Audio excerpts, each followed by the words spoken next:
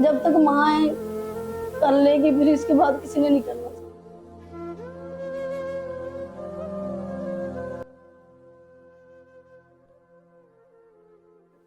ये इस तरह अपने हाथ से कुछ खा भी नहीं सकती, मैं इसको खिलाती खिलाती नहीं, चल भी नहीं सकती, बस इस तरह बैठी रहती है।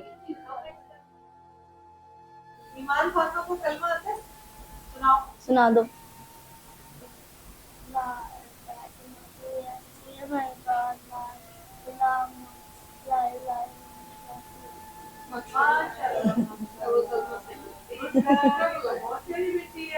यहाँ से 4 साल हो गए, मेरा मियाँ मुझे छोड़ के चला गया।